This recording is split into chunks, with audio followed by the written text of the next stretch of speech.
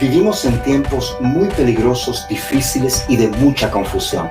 Por esa razón, nuestro compromiso es llevarte el mensaje que traiga alivio, paz, pero que sobre todo te conduzca por el camino de rectitud y de vida eterna. Y eso únicamente lo consigue el Evangelio glorioso de nuestro Señor Jesucristo.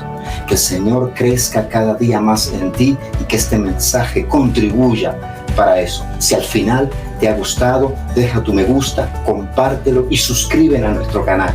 Y bueno, nos vemos la próxima. Que Dios te bendiga. Bueno, esta tarde vamos a continuar con la segunda carta a los tesalonicenses y va a ser un poquito diferente a lo común. ¿Por qué?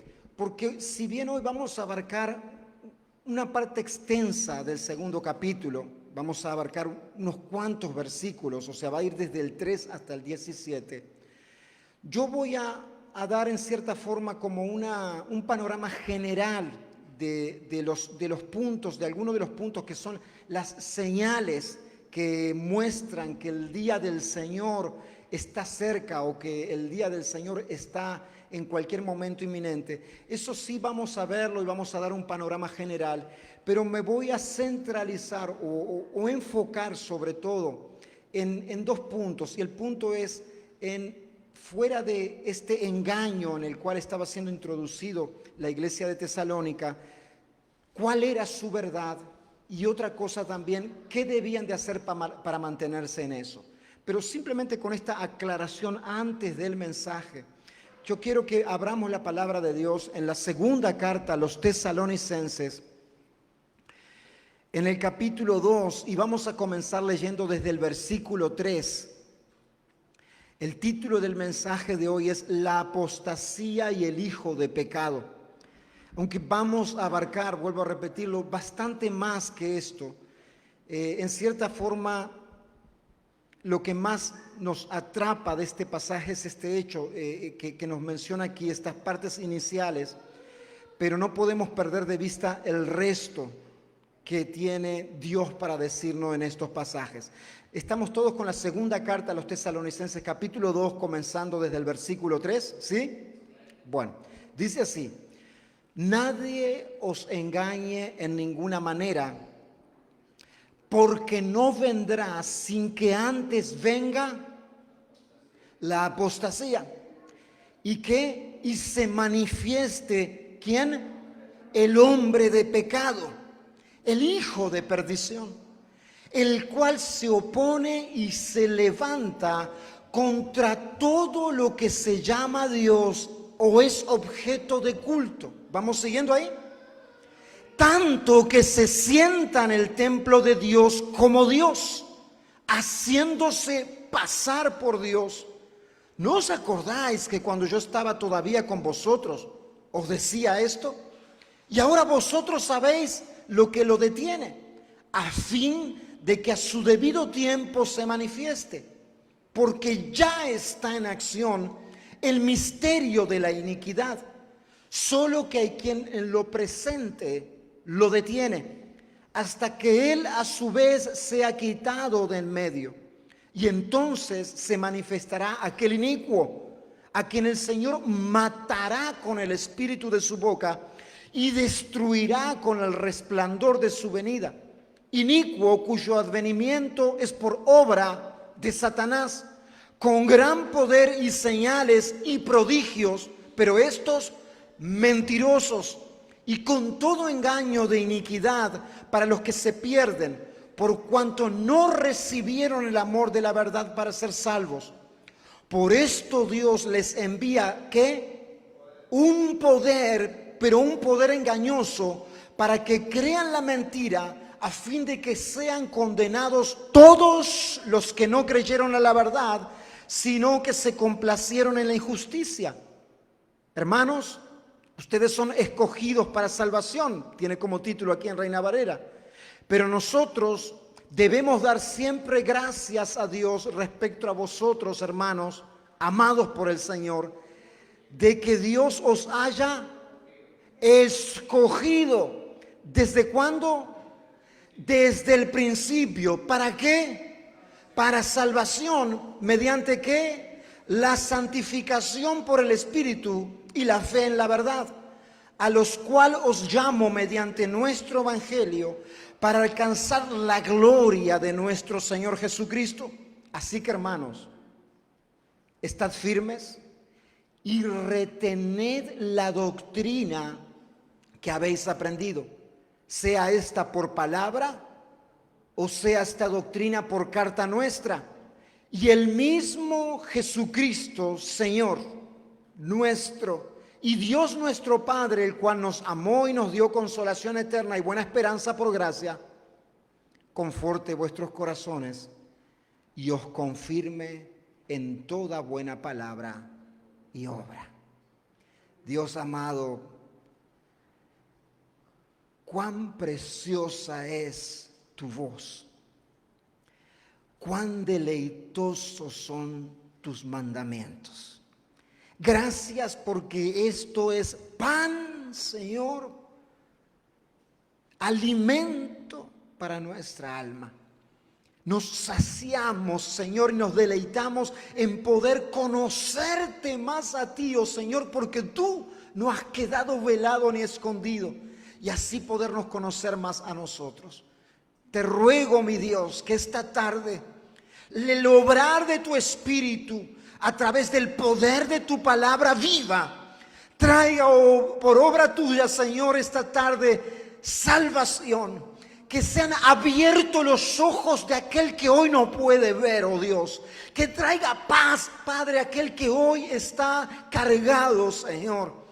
Y que traiga la liberación que únicamente tú traes, la liberación de la cadena del pecado en el nombre de Jesús. Y que en esta tarde todo poder de las tinieblas, del hombre de pecado, del inicuo, sea expuesto. Y la gloria de Cristo y el resplandor de su poder traiga, oh Dios, luz y libertad para la gloria de tu nombre.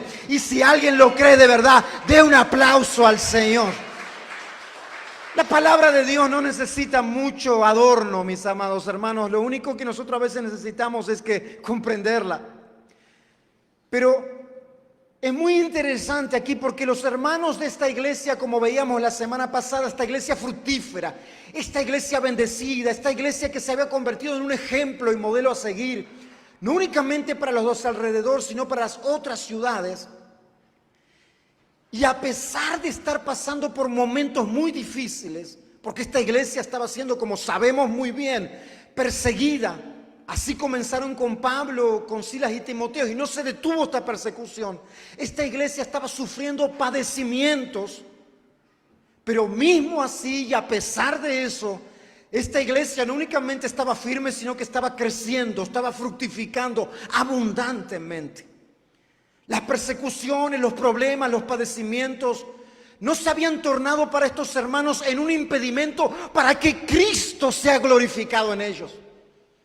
Y esto a mí me desafía muchísimo, hermanos, porque les soy sincero, ¿cuántas veces los problemas diarios tan simples de la vida cumplen un propósito que ni de cerca podrían cumplirlo en estos hermanos? Cumplen el propósito de frenarlo a uno, de mantenerlo a uno abatido, de mantenerlo a uno pensando. Pero este no era el problema de ellos. Pero sin embargo, estaban delante de un enorme peligro.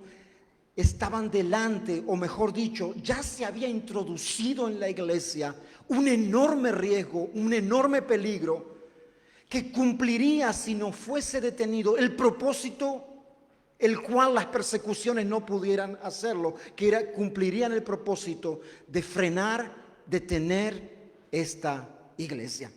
¿Y cuál era entonces este riesgo, este peligro? El engaño. Tan simple como el engaño, como el mismo engaño que ocurrió con el primer hombre y la primera mujer en Edén, el engaño. Tú puedes estar en la mejor atmósfera o en el mejor tiempo de tu vida y con toda la bendición alrededor tuya, o puedes estar en el momento más difícil.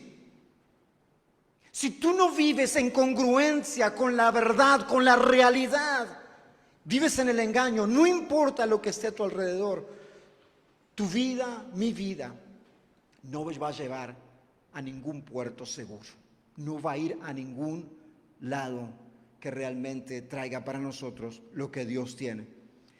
Y este engaño, fuese intencional o no, como vuelvo a repetir, veíamos la semana pasada, se había introducido por maestros que según ellos hablaban de parte de Dios.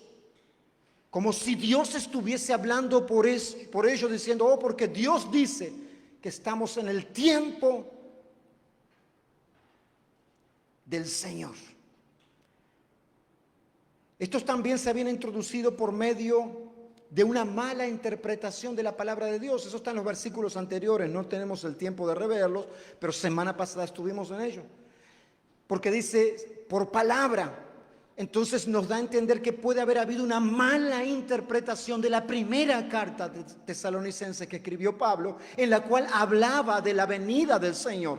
Y tal vez interpretaron mal esa carta y pensaron que el Señor ya había venido. Y la otra forma en la cual se estaba introduciendo este engaño también era porque parecía que estaba circulando una carta que declaraba ser como de Pablo, pero que en realidad no era de Pablo. Por eso el apóstol Pablo dice, así fuera por carta, como si ésta reclamase ser nuestra, pero no es. Entonces, este engaño ya se había introducido en esta iglesia, ya estaba comenzando a hacer daño en esta iglesia, en la forma que estos hermanos vivían. Y como nosotros sabemos, el engaño en el cual ellos estaban viviendo era que ellos pensaban que estaban viviendo el tiempo del juicio de Dios. O sea, lo que se conoce como la gran tribulación. Entonces estos hermanos pensaban, todas estas persecuciones, todos estos padecimientos, todos estos problemas es porque estamos en el día del juicio de Dios. El momento que vendrá, el tiempo, el periodo de tiempo que vendrá cuando Dios desatará su juicio y su ira sobre la tierra. Entonces esto levanta una pregunta: ¿por qué nosotros no nos fuimos en el rapto? Si antes del juicio Jesús, antes del día del Señor, Jesús vendrá por su iglesia, ¿por qué nosotros no nos fuimos juntamente con ellos? Entonces este era el engaño que ellos estaban viviendo en ese tiempo. Pero el apóstol Pablo les dice en esta carta que nadie os engañe en ninguna manera. Y debemos de estar siempre y todo tiempo, y sobre todo en estos tiempos, muy alerta a todo tipo de engaños. Y él comienza a darle algunas señales que ellos podrían ver, darse cuenta si ese tiempo de verdad ya había llegado o no. Y aquí lo bueno, lo interesante, porque Dios, para los momentos más importantes de la historia de la humanidad, no da fechas de calendario. Es más, a Jesús cuando le dicen cuándo será el día y la hora, marzo, septiembre, dice no, el día y la hora nadie lo sabe. Y comienza a dar una serie de señales que podrán dejar saber que el día y la hora está cerca. ¿Por qué? Porque el tiempo de Dios es diferente al tiempo cronológico. Dios no se maneja por el crono, Dios está fuera del tiempo. Somos nosotros que estamos sujetos al tiempo, a 24 horas, a los años, y los años nos cobran cuesta. Mas Dios no está sujeto al tiempo. Para Dios no hay presente, pasado y futuro. Para Dios es la eternidad. Entonces, el tiempo de Dios es marcado no por una cronología, sino por una serie de circunstancias que son dadas, que son necesarias para que el cumplimiento venga, así como fue con la venida de Cristo. Por eso se nos dice en la carta a los Gálatas que cuando vino el cumplimiento del tiempo, ahí el Señor envió a su Hijo nacido de mujer. Y es interesante esto porque tú viste que nosotros no sabemos la fecha cronológica del nacimiento de Cristo. Y yo creo que si bien nosotros podemos, ¿verdad?, tal vez especular con algunas fechas, Dios a propósito no dejó que el ser humano tenga una fecha fija, porque si no sería muy fácil. Imagínate, sin eso nosotros empezamos a sacar números y cuentas, ¿te imaginas si hubiese una fecha? Hay una aproximación, pero sí hay señales. Y le dice aquí, estas señales, dice el apóstol Pablo, y las comienza a enumerar. Y ahí dicen, hermanos, ustedes se van a dar cuenta si ese día ya pasó o si están en ese tiempo, en el tiempo de la gran tribulación, cuando usted mire si estas señales se han cumplido.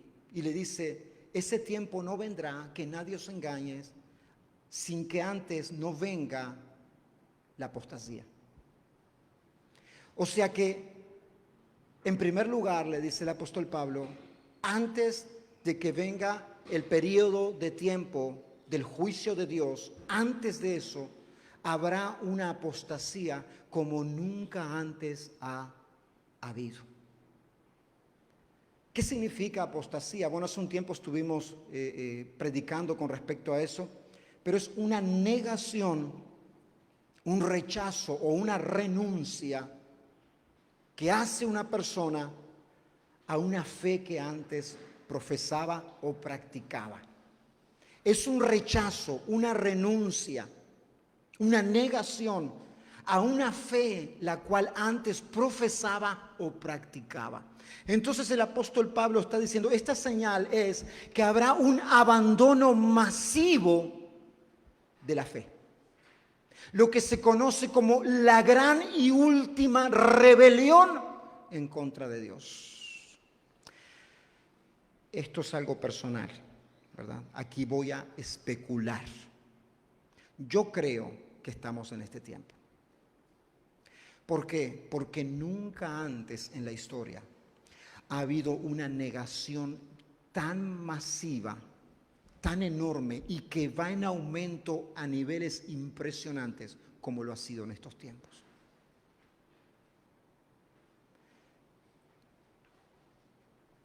Y quiero decir algo, no son apóstatas los que nunca creyeron. O sea, los que nunca creyeron, nunca creyeron. Son apóstatas aquellos que creían en Dios, hasta practicaban su fe, pero que llega un punto que ya niegan. Dicen, no, yo ya no creo en ese Dios de la Biblia. Yo ya no necesito estar yendo a una iglesia. No necesito de iglesia. Puedo buscar a Dios en mi casa. No necesito nada de esas cosas. Entonces, son personas que en un momento creyeron, pero que después rechazan aquello que una vez creyeron. Estas personas no es que hayan sido salvas y perdieron su salvación, porque la salvación no se pierde, porque es un don de Dios. No es por obras para que nadie se lleve la gloria, sino para que toda la gloria sea para el Señor. Pero son personas que creyeron en algún momento, que hasta se emocionaron, como nos cuenta en la parábola del sembrador, recibieron la palabra con alegría. No eran enemigos de la cruz, creían. Les gustaba el ambiente de la iglesia. El ambiente cristiano les atrae la palabra de Dios. Nunca llegaron a la conversión de su alma, pero tampoco no tenían una negación abierta a Cristo, a Dios. Pero llega un punto en donde sí comienzan a negar a Dios y todo lo que involucra las cosas del Señor. Y sea esto por diferentes motivos, porque a veces nosotros pensamos que la única forma que hay de negar a Cristo o negar a Dios es cuando alguien se vuelve ateo, o cuando alguien iba a la iglesia o decía creer en Dios, pero después se convierte en satanista y decimos, bueno, si ese negó la fe, no son las únicas maneras de negar la fe. En la carta a Timoteo, en la primera, en el capítulo 4, dice, el Espíritu dice claramente que en los postreros tiempos, dice así, algunos apostatarán de la fe, escuchando a espíritus engañadores y a doctrinas de demonios. Dice, en los últimos tiempos, ¿cuáles son los últimos tiempos? Bueno, los últimos tiempos comenzaron desde la resurrección de Cristo hasta el día de hoy. ¿Qué ocurrirá? Algunos apostatarán de la fe, de que negarán aquello que una vez creyeron, abrazaron, hasta que practicaron, que hicieron parte de esa comunidad, aunque nunca nacieron de nuevo. Pero muchos negarán, rechazarán la fe, rechazarán a Dios. ¿De qué forma? Escuchando espíritus engañadores y doctrinas de demonios.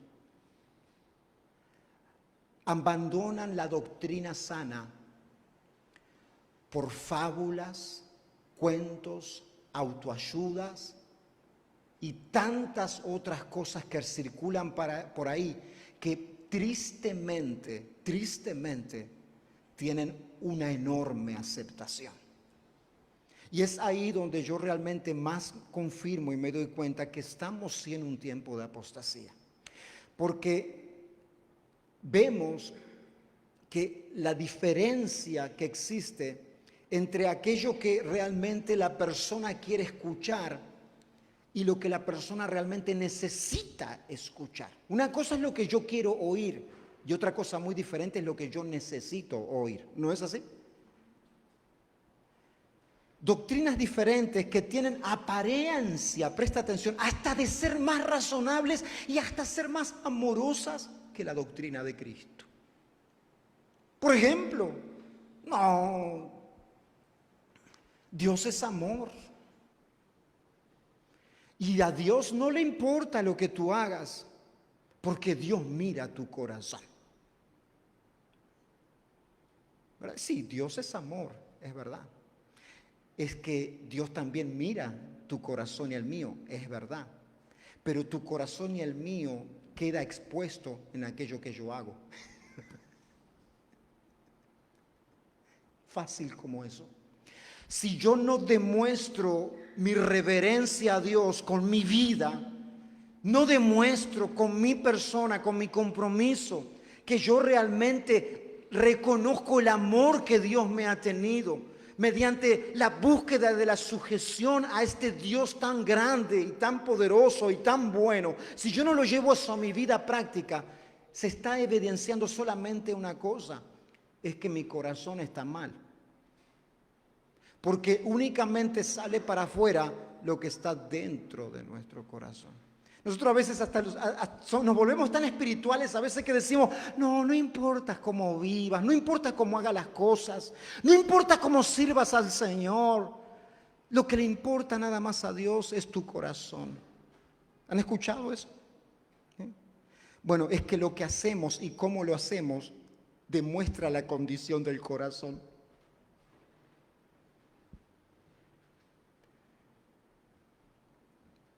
Por eso, estas doctrinas que son tan atractivas se van introduciendo sutilmente y lo que hacen es apartar a la iglesia de la fe en Cristo. Empiezan a buscar, hoy parece que dice, la Biblia no es suficiente, necesitamos otras cosas que le den color, que le hagan más atractivo al cristianismo. El cristianismo como que ha pasado de moda, necesitemos algo que atrape más y empiezan a poner, a agregar luces que Cristo no necesita. Se introducen sutilmente y apartan de Cristo. Y por eso es importante entender que no apostatar de la fe no es únicamente, es más, es en el menor de los casos una persona que abiertamente niega su fe y se hizo satanista. No, eso es el menor de los casos. La mayor de los casos son personas que sustituyen el evangelio en algunas ocasiones por buenas obras. Y dicen, no, yo ahora me voy a dedicar a ayudar a los pobres. No voy a estar teniendo que ese compromiso con la iglesia y que esto, voy a hacer lo que hizo Jesús y voy a ayudar a los pobres. Ayudar a los enfermos. Y eso es necesario y es bueno, la iglesia lo debe de hacer, pero debe de hacer eso sin dejar lo otro. No necesariamente la apostasía se presenta como algo oscuro, como algo fácil de identificar, sino como algo atractivo. Por eso mira lo que nos continúa diciendo también en la carta a Timoteo, que dice que por la hipocresía de mentirosos que teniendo cauterizada la conciencia, mira lo que dice aquí, prohibirán casarse y mandarán abstenerse de alimentos que Dios creó para que con acción de gracias participen de ellos los creyentes, los que han conocido la verdad. Le llama doctrina de demonios, espíritus engañadores, al prohibir casarse.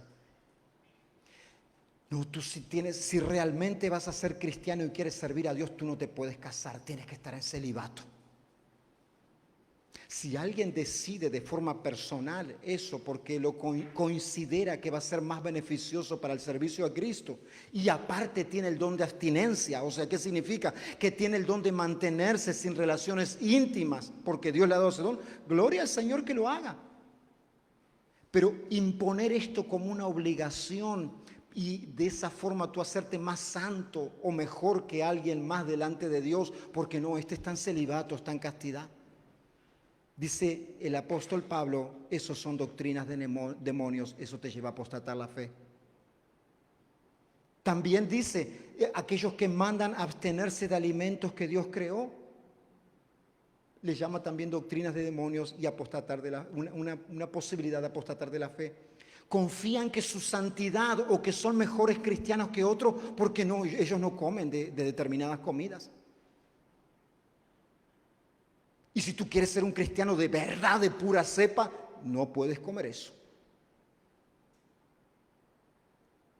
El apóstol Pablo le llama a esto doctrinas de engaño y de demonio, porque nos dice, son alimentos que Dios creó para que con acción de gracias participen de ellos los creyentes y los que han conocido la verdad. Son aquellas cosas que nos separan de la esencia del Evangelio.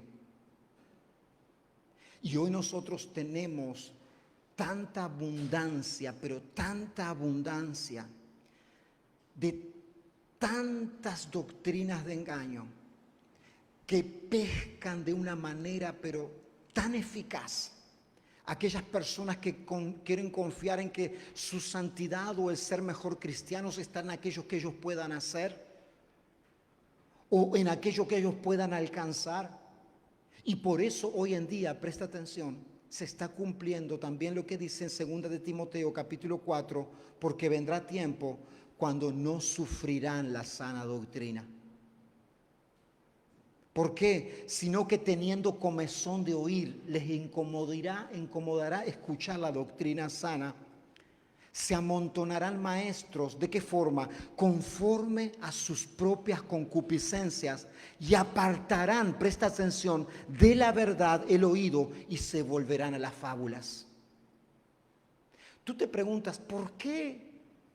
¿Por qué tienen tanto éxito y tanta abundancia de personas si no les están predicando la verdad? Bueno, mis amados hermanos, porque la verdad para algunos le da comezón de oír. Porque es increíble que en estos tiempos muchas veces hablar de sana doctrina, muchos lo asocian con religiosidad, con fariseísmo. Sana doctrina es lo innecesario e indispensable de acuerdo al mandamiento de Cristo. La enseñanza fundamental de la palabra de Dios.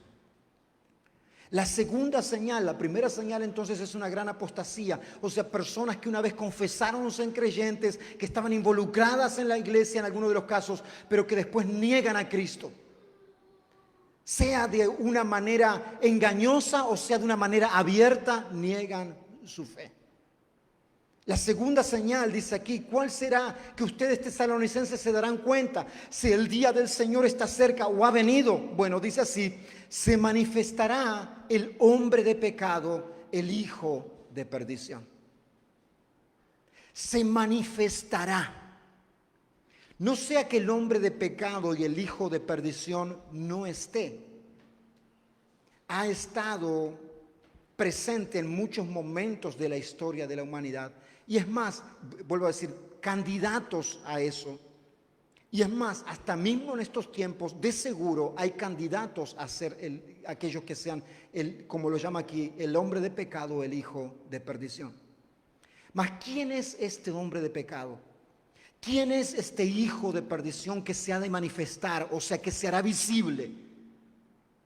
Aunque hay quienes que han postulado que este hombre de pecado o hijo de perdición hace referencia a un sistema o a un cargo que una persona tiene. La mayoría en la historia de la iglesia y también buscando confirmado por la palabra de Dios, ha estado de acuerdo que lo más acorde es que se refiere a un individuo o a una persona.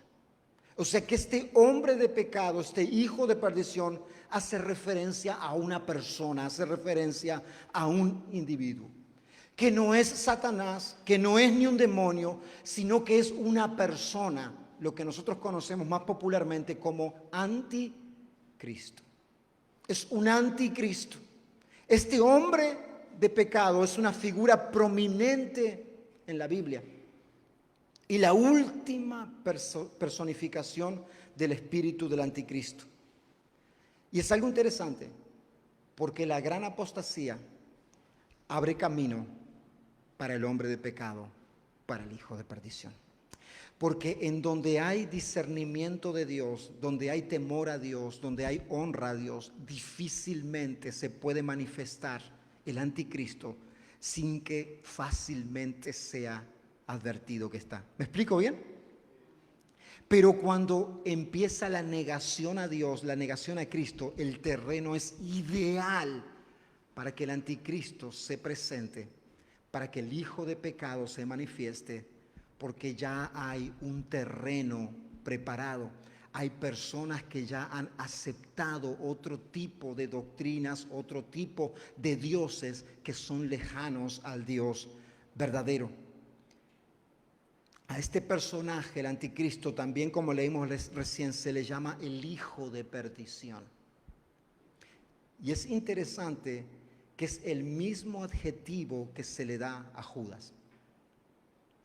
Jesús, cuando habla con respecto a Judas en uno de los momentos en el Evangelio de Juan, capítulo 17, versículo 12, dice así: cuando estaba con ellos, los guardaba en tu nombre, el nombre que me diste, y los guardé y ninguno se perdió, excepto el hijo de perdición.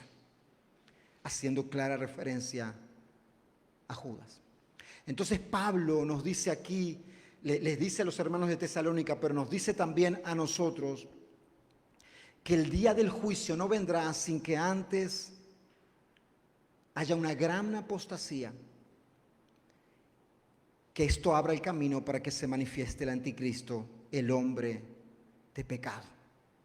¿Qué hará este hombre de pecado? ¿Qué hará este anticristo? Mira qué interesante. El cual se opone y se levanta contra todo lo que se llama Dios o es objeto de culto. El cual se opone y se levanta en contra todo lo que se llama Dios o es objeto de culto. Este anticristo, con el terreno preparado, con la tierra abonada, con las personas dispuestas a aceptar esto, él mismo se va a levantar como Dios. Y esto es muy acertado y al mismo tiempo hace mucho sentido, porque si nosotros volvemos acá al comienzo, cuando estábamos leyendo, si avanzamos un poquito más adelante, él dice en el versículo 9 dice: inicuo, cuyo advenimiento es por obra de Satanás. O sea, es Satanás el autor de que este hombre de pecado, este inicuo, se manifieste. Pero mire lo que nos dice aquí. Nos dice de esta forma, dice el cual hará con gran poder y señales y prodigios mentirosos y con todo engaño de iniquidad para los que se pierden por cuanto no recibieron el amor de la verdad. Pero mira lo que nos dice aquí: con gran poder y señales y prodigios mentirosos. ¿Qué nos está diciendo aquí? Que este anticristo, para levantarse como Dios y negar todo aquello que se levanta como objeto de culto y adoración a Dios, necesita convencer, necesita mostrar señal de que verdaderamente es alguien digno de eso. Y es aquí donde nos dice, hará prodigios, señales, milagros con el poder que Satanás le da. O sea, no es alguien que se presentará con una tarjeta diciendo, bueno, aquí está el anticristo, mucho gusto, ¿cómo está? ¿Cómo le va? No, se presentará como alguien que vendrá a traer la solución que la humanidad necesita, que vendrá a sanar las enfermedades que atormentan a las personas, que irá a traer la paz que tanto la humanidad busca. Él se ofrecerá como alguien que vendrá a traer solución, esperanza, vendrá y atrapará, Él cautivará realmente a las personas, porque justamente se presentará como alguien con poder para darle a las personas, a la humanidad, lo que la humanidad necesita. Por eso es que se levanta como Dios. Este hombre de pecado se manifiesta y justamente hace esto para que le rindan culto y le den a Él toda la gloria. Dice tanto será así, que presta atención, que se sienta en el templo de Dios como Dios, haciéndose pasar por Dios. Para que alguien se pueda hacer pasar por Dios, tiene que demostrar que tiene o hace cosas que ningún ser humano puede hacer. ¿No es así? Pero aquí hay algo especial, porque aquí nos dice que se sienta en el trono, en el templo de Dios. Y esto hace una clara referencia al templo de Jerusalén. Esto no es una alegoría, esto no es una representación, esto es literalmente el templo de Jerusalén. Ahora, no hay templo en Jerusalén. El templo fue destruido en el año 70 después de Cristo, no quedó piedra sobre piedra. Y es más, hoy en el lugar del templo hay una mezquita musulmana. Pero,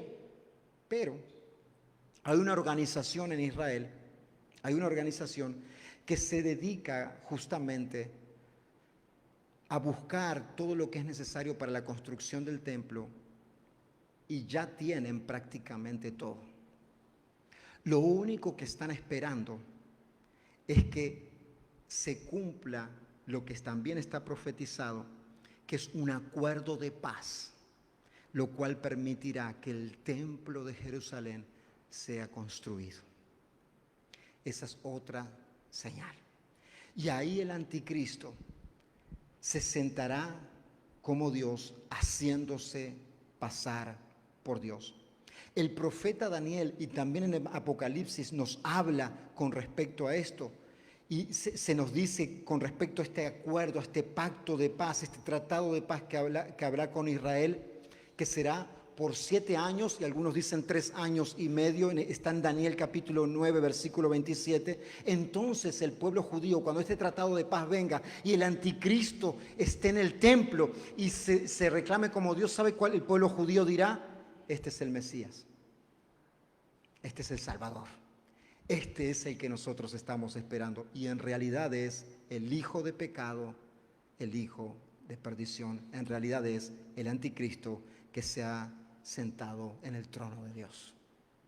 Mateo 24, 15 y 16 dice, por cuanto Jesús hablando, por cuanto veías en el lugar santo la abominación desoladora de qué, de la cual habló el profeta Daniel, entonces los que estén en Judea huyan a los montes. ¿Por qué? Porque el período del juicio de Dios, cuando el anticristo se siente en el lugar santo, el período de juicio de Dios se desatará verdaderamente.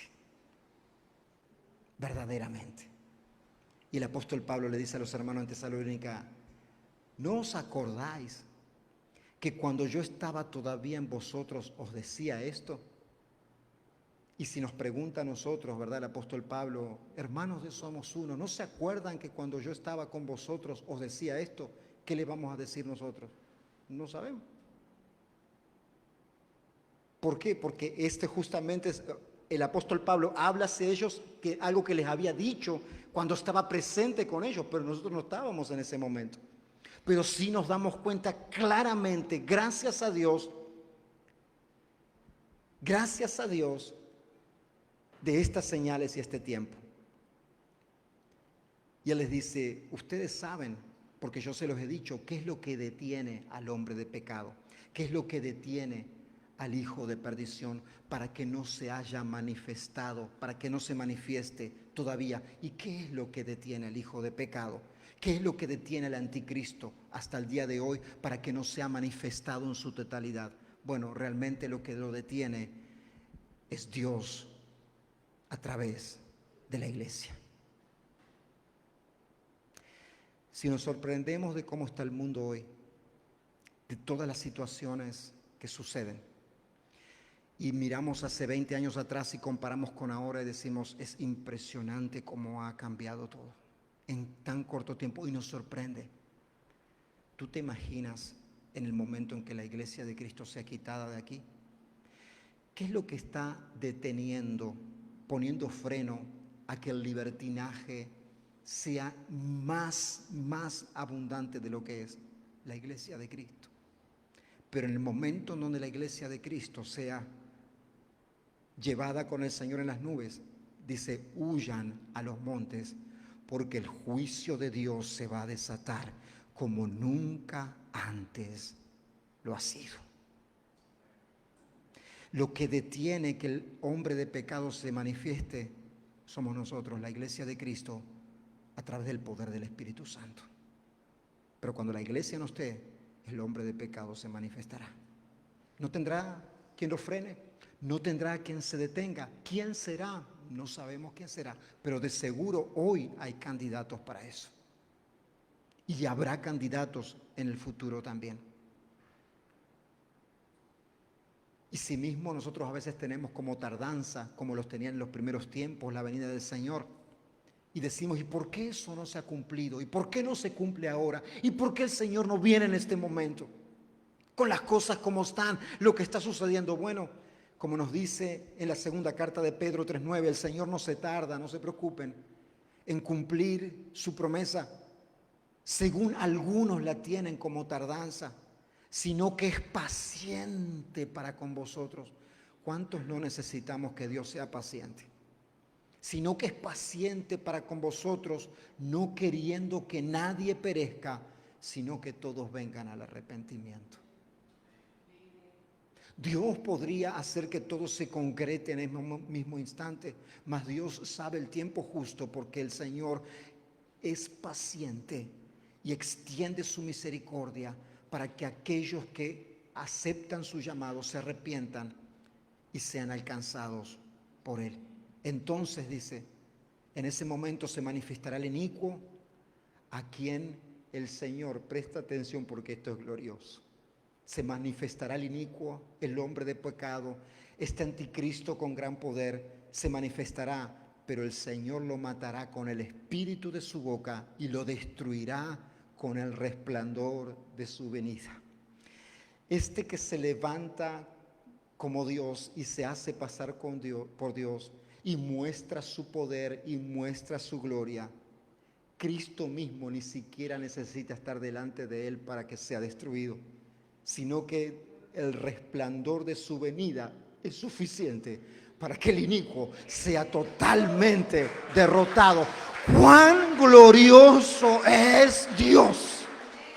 O sea, el espíritu de su boca y el resplandor de su venida destruirá a aquel que se hace pasar por Dios, y la iglesia será levantada juntamente con Él en las nubes, con nuestro Señor y Rey de gloria. ¿No es esto grandioso? Porque nosotros muchas veces nos sentimos oprimidos, ¿verdad? Muchas veces sentimos que parece más poderosa toda la adversidad que se levanta, que la maldad parece ganar sobre el bien y todo parece indicar que ese va a ser el destino final. Mas Dios nos confirma que ni Cristo necesita ponerse delante de el que se le puso como Dios, sino que simplemente el resplandor de la gloria es suficiente para que Cristo sea declarado quien realmente es. Gloria sea dada a nuestro Dios. Por eso es que el apóstol Pablo les continúa diciendo, y esto solamente yo lo voy a leer porque me quiero centrar para ya terminar en aquello que más es importante para nosotros hoy. Él dice: inicuo cuyos desmentimientos por obra de Satanás, con gran poder y prodigios y señales, y con todo engaño de iniquidad para los que se pierden. Pero dice de esta forma más adelante: pero nosotros, todo esto va a suceder, hermanos de Tesalónica, pero nosotros debemos de dar gracias a Dios siempre respecto a vosotros. Hermanos amados del Señor, hermanos amados de Dios, ¿por qué debemos de dar gracias? De que Dios os haya escogido desde el principio para salvación. Y es aquí donde nosotros realmente nos deleitamos en la hermosura de Dios y el plan redentor para la humanidad. Porque nosotros sabemos quién nos ha llamado, en quién hemos confiado, y que aunque hoy el mundo parezca que el mal vence, Cristo, el Rey de Gloria, está en poder y irá de manifestarse juntamente con los que ha escogido, con su iglesia, con su cuerpo, para estar con el Señor para siempre. Y acá dice: le doy gracias a Dios por ustedes, hermanos, porque el Señor los ha escogido desde el principio para salvación mediante la santificación. El apóstol Pablo les dice: hermanos de Tesalónica, no se preocupen por la tribulación, por el juicio del Señor. ¿Saben por qué? Porque ustedes han sido escogidos por Dios desde el principio para salvación. Ustedes han sido santificados, separados, para ser propiedad de Cristo.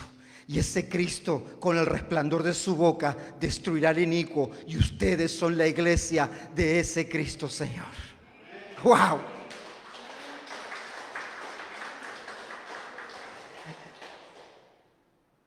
El Señor escoge a aquellos que son suyos. Sus ovejas oyen su voz y lo siguen. Quien no oye la voz de Jesús es porque no es su oveja. ¿Por qué tal y tal no puede darse cuenta de la verdad que es esto? No puede oír la voz de Dios. Sus ovejas son los que pueden oír la voz de su buen pastor. Hay quienes estamos aquí que escuchan estas palabras, pero tal vez no las oyen.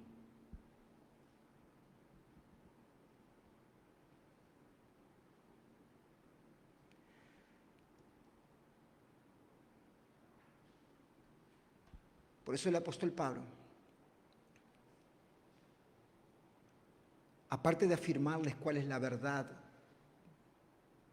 quiénes son ellos, y aparte de afirmarnos y asegurarnos quiénes somos nosotros hoy, no debemos de temer al mal que nos pueda hacer el mundo. No debemos de temer a quien pueda matar la carne, sino que debemos de temer a quien puede destruir la carne y el alma. No debemos de temer que si la gran tribulación o el día del juicio, porque la verdad nuestra es que somos la iglesia del Señor.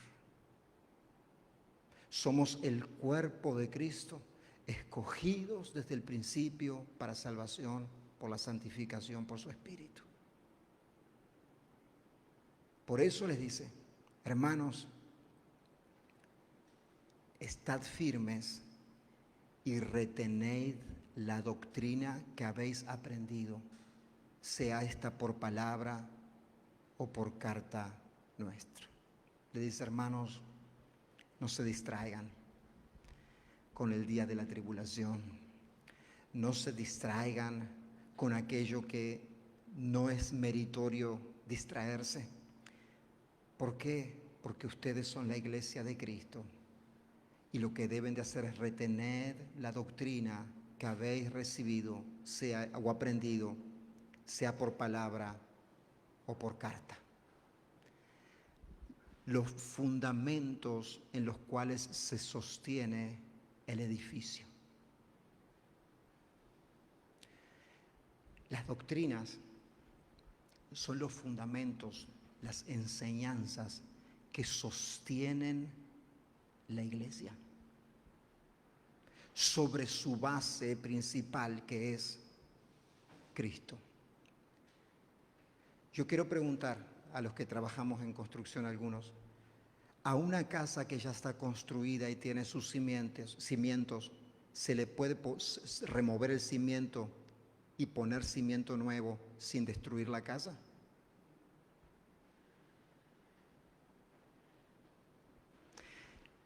Las doctrinas son el fundamento del edificio de la iglesia de Cristo. No se puede poner doctrina nueva, columna nueva, sobre una construcción que ya está hecha. Por eso es que hace un énfasis, no únicamente aquí, en tantas y tantas ocasiones en la palabra de Dios, a retener la doctrina, la enseñanza, porque esa es el fundamento sobre el cual se construye la iglesia. Tú puedes poner otro fundamento, pero esa no va a ser la iglesia. Va a ser algo diferente, pero no va a ser la iglesia de Cristo. En la segunda carta de Juan, capítulo 1, versículo 9, dice, procura con diligencia. Segunda de Timoteo, capítulo 2, versículo 15, le dice a Timoteo, Timoteo, procura con diligencia presentarte a Dios aprobado, Timoteo.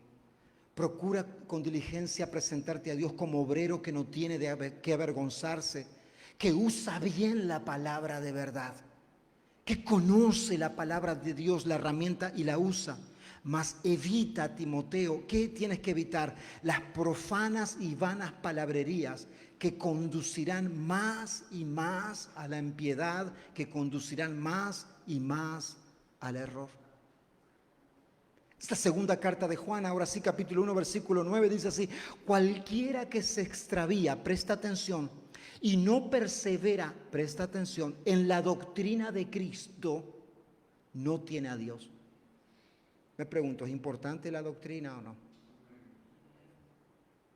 Cualquiera que se extravía y no persevera en la doctrina de Cristo, no tiene a Dios. El que persevera en la doctrina del Cristo, ese sí tiene al Padre y también al Hijo. Si alguno viene a vosotros y no trae esta doctrina, no lo recibáis en casa. Imagínate. Claro que tiene un contexto y yo no voy a dejarlo en el aire para que nosotros no quiero que nadie, ¿verdad? De nosotros, alguien que tiene una doctrina diferente, dice, mira, yo ya no te puedo recibir más en mi casa. No, por favor. Dice, no lo recibáis en casa, ni le digáis a esa persona bienvenido. ¿Por qué no le puedo hacer eso? Porque tiene una doctrina diferente. ¡Ay! Porque el que dice bienvenido participa en sus malas obras. Ay, pastor, yo no sabía que eso estaba en la Biblia. ¿Sí? Solamente por eso. Bueno, así. Desde el comienzo de la iglesia, la doctrina ha sido el fundamento sobre el cual no se puede poner algo diferente. No se puede poner un fundamento, una columna diferente a la cual Cristo y los apóstoles ya establecieron. Los credos de los apóstoles basados en la palabra de Dios, primariamente son inamovibles y no se puede agregar doctrina diferente a eso.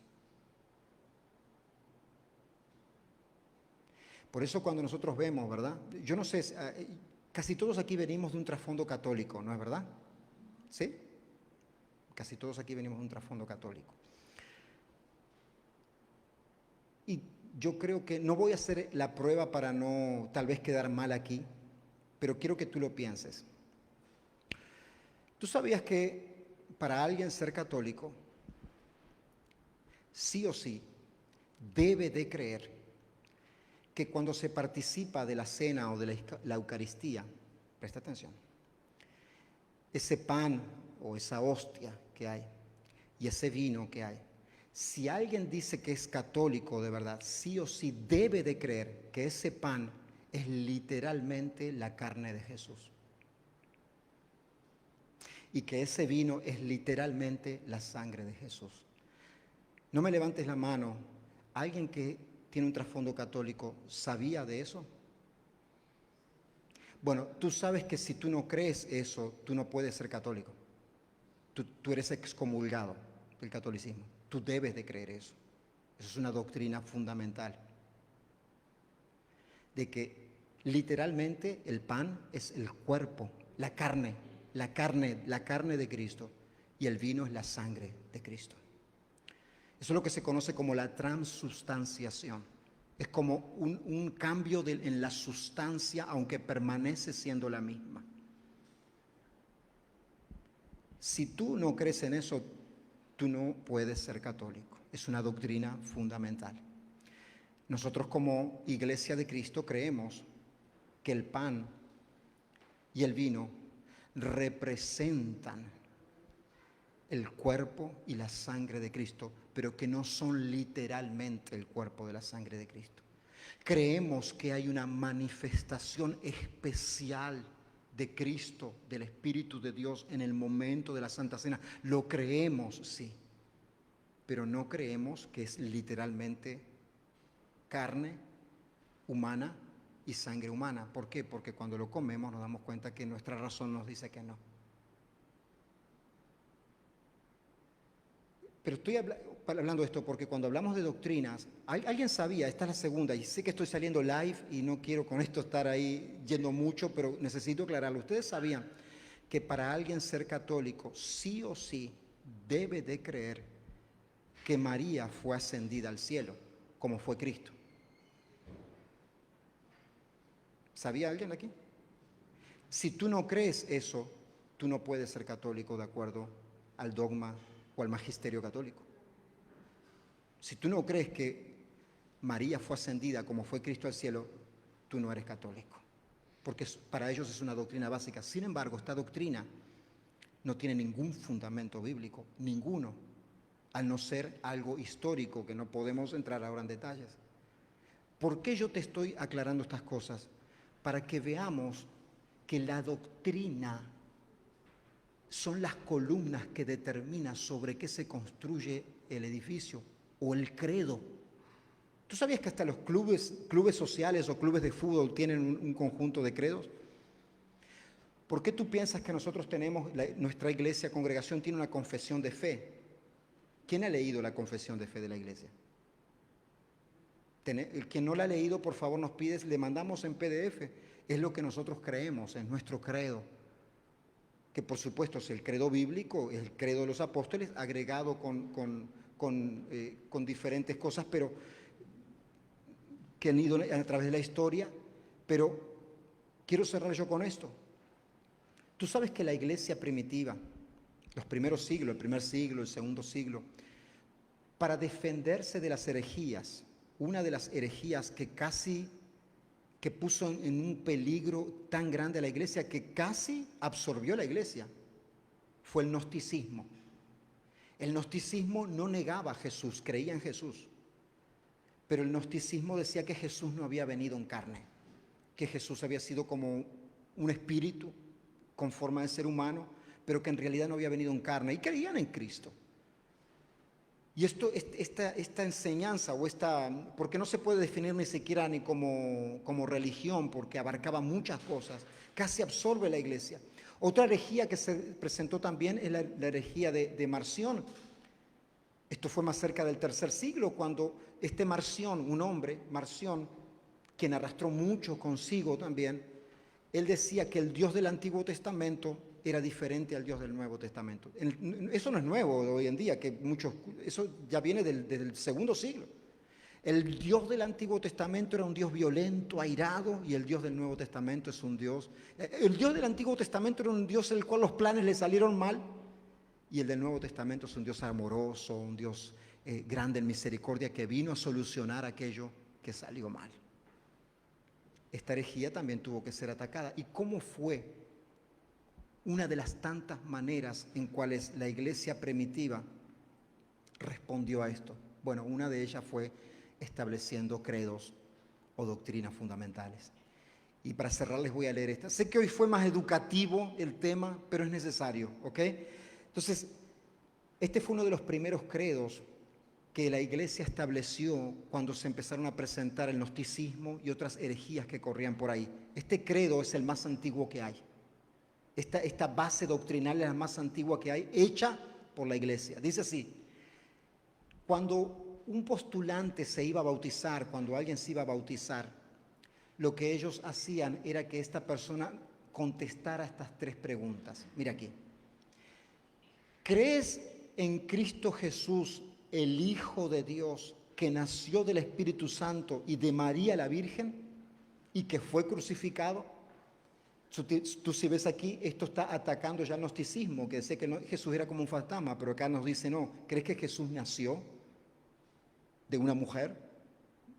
Un credo, una doctrina.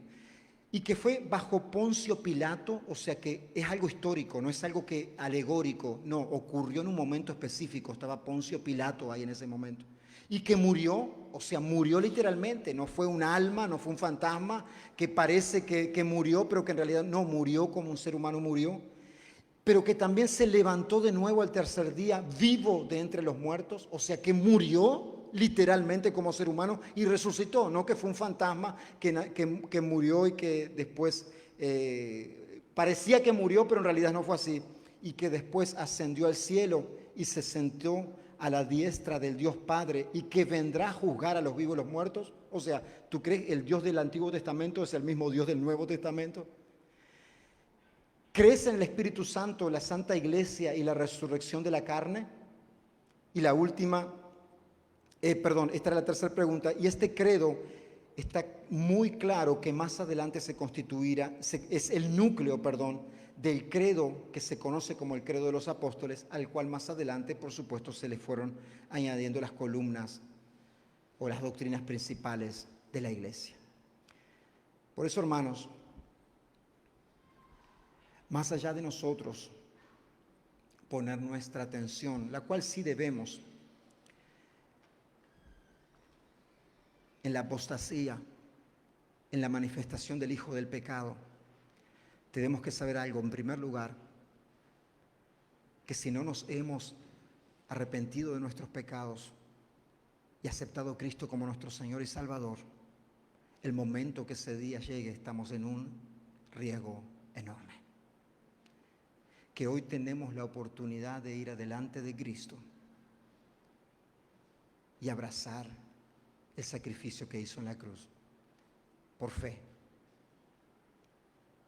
Que si tú ya eres la iglesia del Señor, si ya has hecho eso, que tú no tienes de qué preocuparte, porque la gran tribulación y el día del juicio, el Señor te llevará juntamente con Él. Nuestra preocupación es por predicarle a las almas que no conocen de Cristo todavía. Y en segundo lugar, retén la doctrina bíblica que tú has aprendido y persevera en ella.